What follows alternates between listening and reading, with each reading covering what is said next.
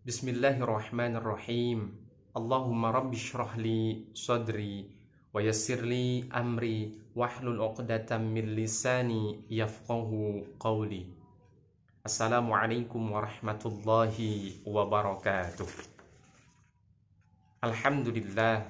Alhamdulillahi dzil fadli wal in'am wa faddala syahra ramadana ala ghairihi min syuhuril 'am. Khassahu bimazidin minal fadli wal karami wal in'am. Amma ba'du.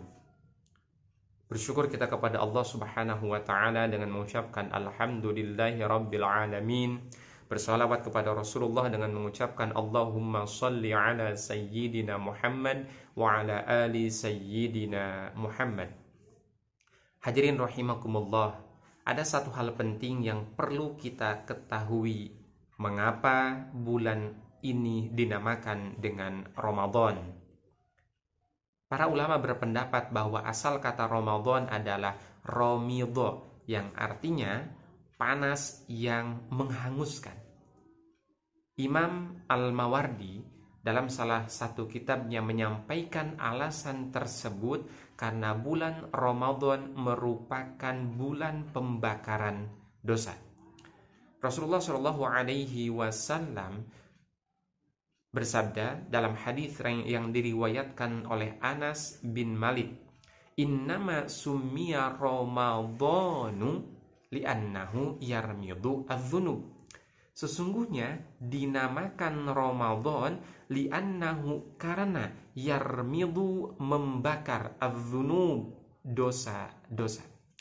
Hadirin sekalian, yang dimaksud dengan membakar dosa pada hadis tersebut adalah bahwa siapa yang beribadah di bulan Ramadan, beribadah puasa di bulan Ramadan, dengan izin Allah Subhanahu wa taala, dosa-dosanya akan dihapuskan, dosa-dosanya akan dihilangkan.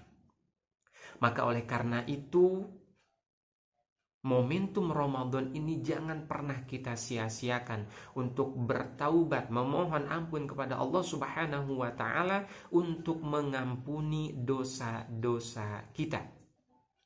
Dan tentunya kita mendapatkan predikat muttaqin, orang yang bertakwa, seperti yang disebutkan dalam surah Al-Baqarah 183.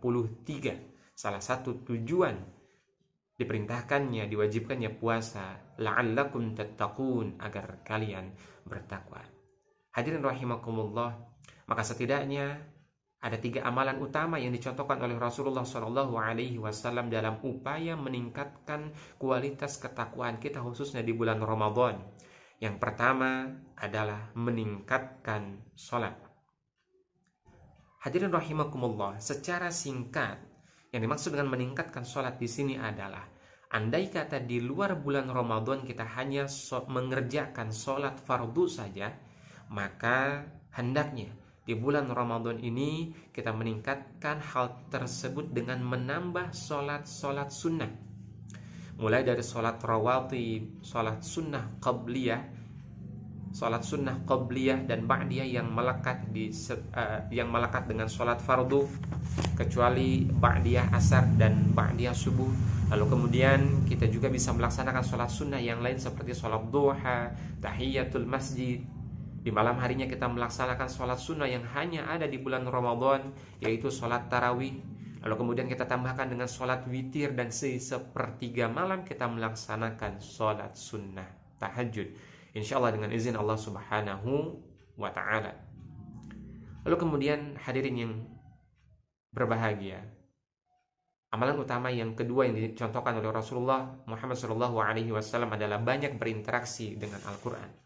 Setidaknya ada 2 cara yang bisa kita maksimalkan untuk meningkatkan kualitas interaksi kita dengan Al-Quran. Yang pertama adalah dengan membaca. Jikalau hadirin di sepertiga Ramadan ini belum memulai untuk membaca Al-Quran, maka bacalah. Ada salah satu cara apabila kita menargetkan untuk bisa khatam dalam bulan Ramadan ini.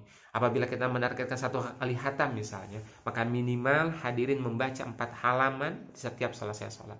2 kali khatam kalikan 2, 8 halaman setiap selesai sholat. Mau 3 kali khatam, 12 halaman setiap selesai sholat. Yang pertama adalah dengan membaca, meningkatkan kualitas interaksi kita dengan Al-Quran. Yang kedua dengan mengkaji Al-Quran. Tentunya bukan hanya sekedar membaca, tapi kita belajar kepada ahli, belajar kepada para mufassir, menelusuri, mengkaji apa yang menjadi latar belakangnya diturunkan satu surat, diturunkan satu ayat, dan lain sebagainya. Karena Allah Subhanahu wa ta'ala berjanji, amalan baik ini, membaca Al-Quran, mengkaji Al-Quran ini, Allah akan lipat gandakan pahalanya, insya Allah. Lalu kemudian hadirin, amalan utama yang ketiga yang dicontohkan oleh Rasulullah Muhammad SAW adalah infak dan sedekah. Di mana Rasulullah sendiri merupakan orang yang sangat dermawan. Maka tatkala bulan Ramadan datang ini, Rasulullah memberikan contoh kepada kita, level kedermawanan beliau meningkat dan meningkat dibandingkan dengan bulan-bulan sebelumnya. Dan tentunya hadirin sekalian, kedermawanan yang kita lakukan tidak hanya atau tidak selalu dengan uang. Apa yang kita mampu, apa yang bisa kita lakukan dalam upaya berinfak, bersedekah, kita bisa memberikan apa yang kita miliki. Dalam momentum Ramadan ini kita bisa memberikan makanan berbuka, sahur kepada orang yang berpuasa.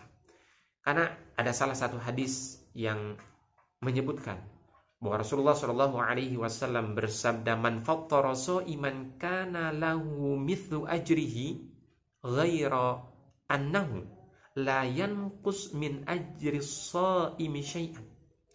Hadis yang diriwayatkan oleh Tirmidzi ini artinya, siapa memberi makan orang yang berpuasa, maka baginya pahala mithlu ajrihi, seperti orang yang berpuasa tersebut, ghaira annahu la yanqus, tanpa mengurangi pahala, min ajri shaimi, orang yang berpuasa itu, syai'an, sedikit pun juga. La haula wala quwata illa billah. Hadirin rahimakumullah, berdasarkan beberapa amalan utama yang dicontohkan oleh Rasulullah tersebut, mudah-mudahan kita bisa mencontoh apa yang dilakukan oleh Rasulullah, kita bisa mengimplementasikan dalam momentum bulan Ramadan ini. Karena Allah Subhanahu wa ta'ala berjanji akan melipat gandakan pahalanya. Maka oleh karena itu, hadirin sekalian, dengan konsistensi, dengan keistiqomahan dan kesungguhan kita, mudah-mudahan Allah Subhanahu wa ta'ala menjadikan kita, memasukkan kita ke dalam golongan orang-orang muttaqin. Dan momentum Ramadan ini kita jadikan sebagai media untuk memperbaiki diri, untuk menjadi lebih baik dan lebih bermanfaat, insyaallah. Wal-'afu minkum. Assalamualaikum warahmatullahi wabarakatuh.